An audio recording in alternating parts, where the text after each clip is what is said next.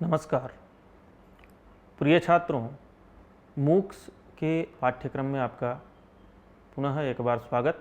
व्याकरण विषय में जो आपके लिए निर्धारित विषय है पाठ्यक्रम में तद्धित प्रबोध, उसमें तृतीय पाठ आपके सामने लेकर प्रस्तुत हुआ हूँ।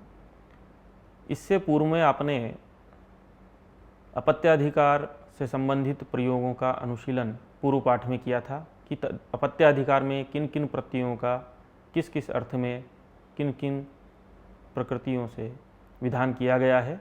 अब यह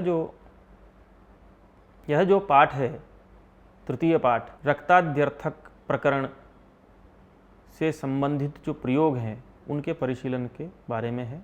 तो रक्ताद्यर्थक प्रयोग परिशीलनम इस पाठ का नाम है। इसमें हम जो मुख्य रूप से चर्चा करेंगे वो इसमें अधिकार में कौन कौन से प्रत्यय कहे गए हैं उनके बारे में एक बार देखेंगे। जैसे कि इसमें अण, ठक, अन, कन, छ, ढक, ड्यट, ड्य, इनी, आई, यत, ढई इत्यादि कई प्रत्यय इसमें जो कहे गए हैं, उन सभी से संबंधित जो जो उदाहरण होंगे उन उदाहरणों के बारे में हम यहाँ पर विवेचन करेंगे। इसमें पहला जो रक्ताद्यर्थक जो प्रकरण है, इसमें पहला अर्थ है तेन रक्तम रागात। अर्थात यह जो तेन रक्तम रागात यह जो सूत्र है, इस सूत्र से अण प्रत्यय कहते हैं। रज्यते वर्णांतरम प्राप्यते अनेन इति रागः।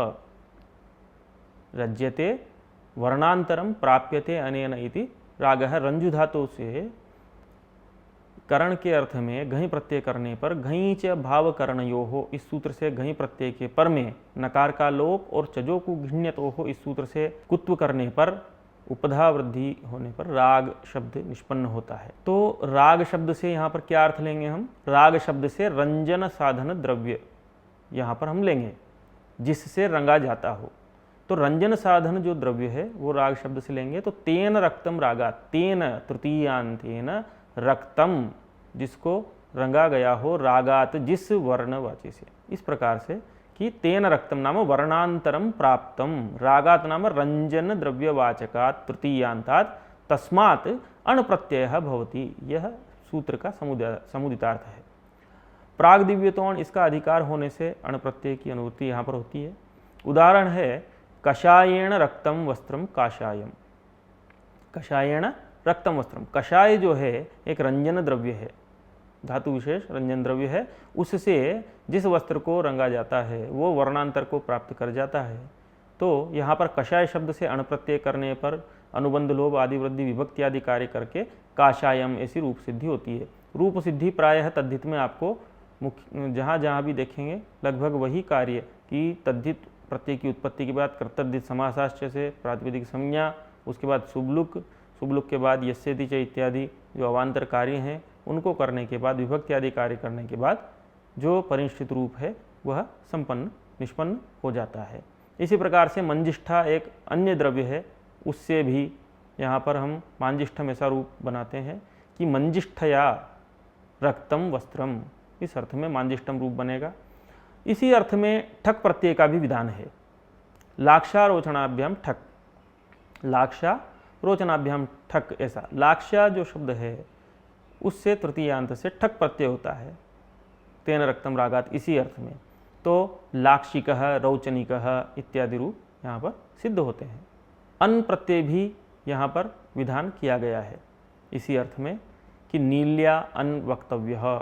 इसी प्रकार से पीतात कन, कन प्रत्यय भी किया गया है तो पीतकम यह रूप बनता है।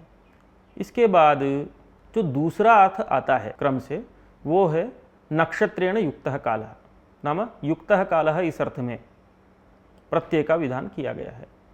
जैसे पुष्येण नक्षत्रेण युक्तः यह कालः, अहह तद्दिनम पौषम दिनम, ऐसा कहते हैं। पौषी रात्रि, अद्य पुष्यः इत्यादि इसके उदाहरण हैं। अद्य पुष्यः जब हम कहते हैं तो यहाँ पर पुष्य नक्षत्र से युक्त काल में जब अवान्तर विशेष ज्ञात नहीं होता है तो उसका लुक कर दिया जाता है, तो पुष्यः ऐसा ही रूप हमें प्राप्त होता है। पौषः रूप जब हम साधन करते हैं तो पौषः के लिए जैसे पौषम अह है, तो पुष्य इस शब्द से पुष्येण नक्षत्रेण युक्तः कालः इस अर्थ में अण प्रत्यय करेंगे पुष्य शब्द से। अण प्रत्यय करने के बाद टा विभक्ति का लुक होने के बाद यस्य जैसे अकार का लोप, फिर यकार का लोप, यकार हलस्तद्धित से, उसके बाद यकार का लोप करने के बाद पुष्य ऐसा हुआ। नित्वात आदि वृद्धि करेंगे तद्धितेष्वचामादि से, पौष मिलित्वा पौष ऐसा बना, फिर विभक्ति कार्य करने के बाद पौषम ऐसा बन जाता है। और जब हमने कहा कि अद्य पुष्य है, अर्थात अद्य नाम दिवा वा रात्रिर्वा, ऐसा जब अवान्तर विशेष ज्ञात नहीं होता है तब लुबा विशेष इस सूत्र से लुभ हो जाता है उस प्रत्यय का। नक्षत्रेण युक्त काल सूत्र से जो प्रत्यय होता है तो वहाँ पर पुष्य इसी प्रकार का रूप रहेगा। नक्षत्र द्वंद्व से युक्त काल होने पर छप प्रत्यय होता है। तिष्य पुनर्वसवीयम अहह, तिष्यश्च पुनर्वसूच, द्वंद्वाच्छ यहाँ पर सूत्र है।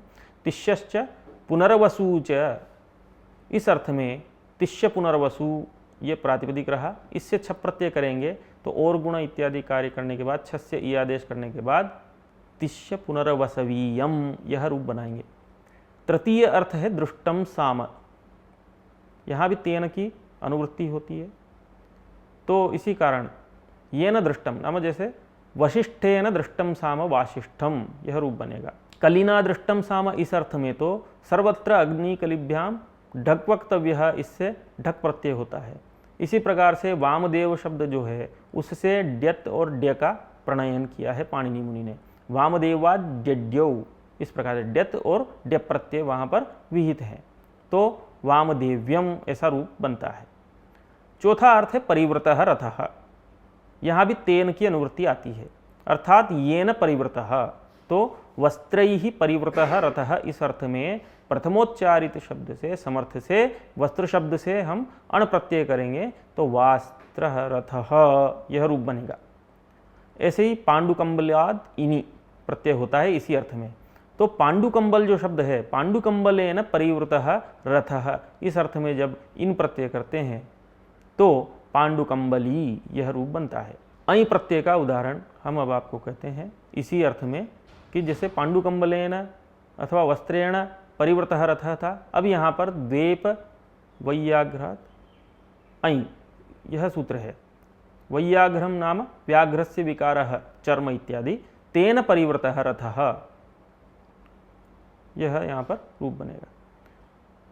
पांचवा अर्थ इसमें है अमत्रेभ्यः उद्धृतम इति, तत्रोद्धृतम अमत्रेभ्यः, अमत्र नाम पात्र, उससे उद्धृतम निकाला गया। इस प्रकार से प्रागदिव्य तो अण का अधिकार यहाँ पर है, इस कारण से अण प्रत्यय होगा। शारावः ओदनः यह उदाहरण है, शरावे उद्धृतः ओदनः, तो अब आप यहाँ कहेंगे कि शरावे जब उद्धृत है निकाला गया तो पंचमी होना चाहिए, सप्तमी कैसे, तो शरावे उद्धृत में शरावे स्थितस्य तत्र उद्धरणम, इस प्रकार से यहाँ पर हम जानेंगे।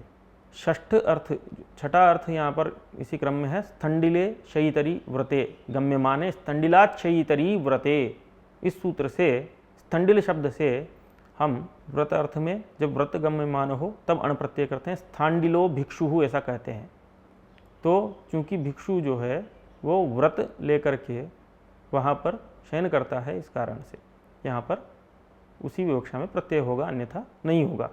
अन्य एक अर्थ है संस्कृतम भक्षाः, संस्कृतम भक्षाः यह जो सूत्र है इससे अण यत ठक ढक इत्यादि इसी अर्थ में अन्य प्रत्यय भी कहे गए हैं, जैसे भ्राष्ट्रे संस्कृताः भ्राष्ट्राः यवाः, इस प्रकार से अन्य भी उदाहरण यहाँ पर जो है यत प्रत्यांत उदाहरण अगर देखेंगे तो शूल्यम ऊख्यम, शूले संस्कृतम इस अर्थ में शूल शब्द से शूल्यम मांसम उख्यम इत्यत्र इत्यादि स्थलों पर यत प्रत्यय होता है। इसी प्रकार से उदश्वितः अन्यतरस्याम एक सूत्र है, उससे उदश्वित जो शब्द है उदकेन श्वयते वर्धते, जैसे छाछ जो हम लौकिक भाषा में प्रयोग करते हैं कि जितना जल मिलाओ उतना ही बढ़ता जाता है, उसको उदश्वित कहते हैं। उदकेन श्वयते वर्धते, उसमें जो संस्कृत है उसमें जिसका संस्कार किया गया है वो औदश्वित का है, औदश्वितः, इस प्रकार से दो रूप यहाँ पर बनते हैं। उदस्वितो अन्यतरस्याम से ठक प्रत्यय करते हैं, और जब ठक प्रत्यय नहीं होता है विकल्प से तब वहां पर हम अण करते हैं तो औदस्वितः रूप बनता है। इसी प्रकार से दाधिकम, दधनी संस्कृतम, दही में जिसका संस्कार किया गया हो उसको दाधिकम कहा गया है।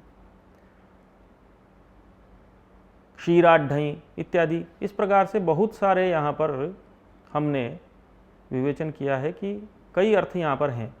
आगे भी बहुत से अर्थ जैसे कि सास्मिन पौर्णमासी और सास्य देवता इत्यादि कई अर्थ यहाँ पर आगे निर्दिष्ट हैं, जिनमें भी प्रत्ययों का विधान, तत्त प्रत्ययों का विधान किया गया है। उनसे संबंधित प्रयोगों का परिशीलन आप लोग उसमें पाठ संरचना में विस्तार से देख सकते हैं। इस प्रकार से आपने इस पाठ में रक्ताद्यर्थक प्रकरण में विभिन्न अर्थों में विद्यमान प्रत्ययों का प्रयोग पूर्वक अनुशीलन किया। पाठ यहीं समाप्त होता है। धन्यवाद।